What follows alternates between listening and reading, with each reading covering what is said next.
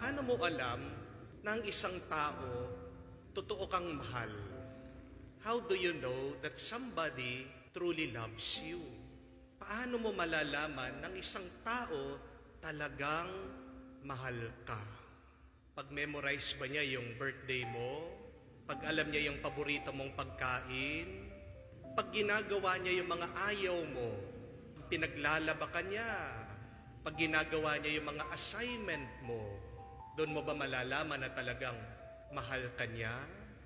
Pag napapangiti ka niya, pag napaka-sweet niya sa iyo, pag napapasaya ka niya, yun ba ang tanda na talagang mahal na mahal ka ng taong ito? Maaari po, pwedeng mga tanda yan na mahal ka ng tao. Pero kung ako po ang tatanungin niyo, merong iba pang tanda para malaman mo na talagang mahal na mahal ka ng isang tao. At ano po yun? Ito po.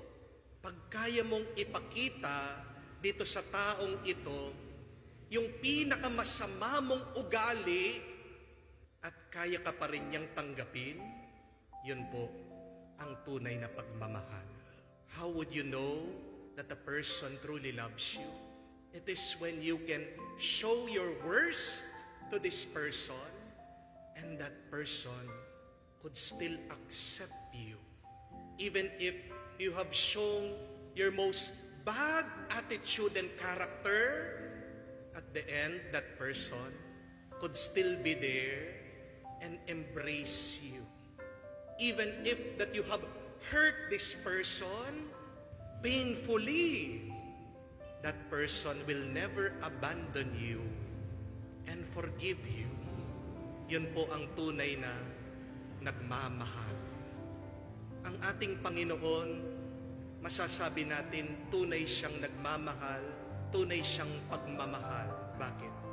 Because people could show their worst in front of the Lord, and the Lord will still be there to accept them, to embrace them, and to forgive them.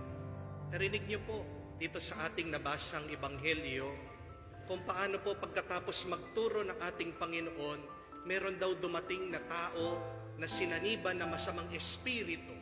Nagwawala itong taong ito. Pinakita niya yung pinakamasama sa harap ng Panginoon. Pero pinabayaan lang siya ng Panginoon. Sinabi pa nga ng Panginoon sa kanya, sige, labas mo lang, labas mo lang. Nagsisigaw, gumawa ng eksena, nangisay, pinabayaan lang ng Panginoon. Hindi siya iniwan ng Panginoon.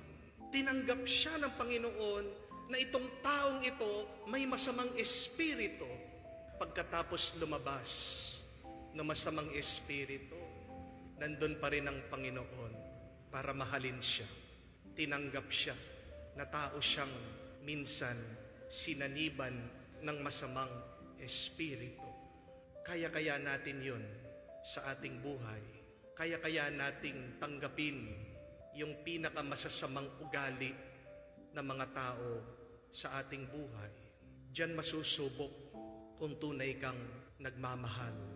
Ang hirap po, no? Yung tanggapin mo siya, mahalin mo siya doon sa pinakamasama niya. Sinasaktan ka na, minumura ka na, pinapahiya ka na, wala nang pakialam sa iyo, inaabuso ka.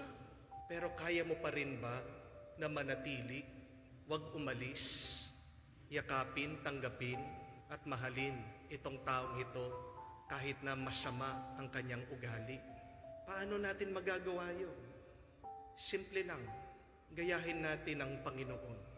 Nagawa ni Jesus na tanggapin yung masama dito sa taong ito dahil siya ay nasa mabuti.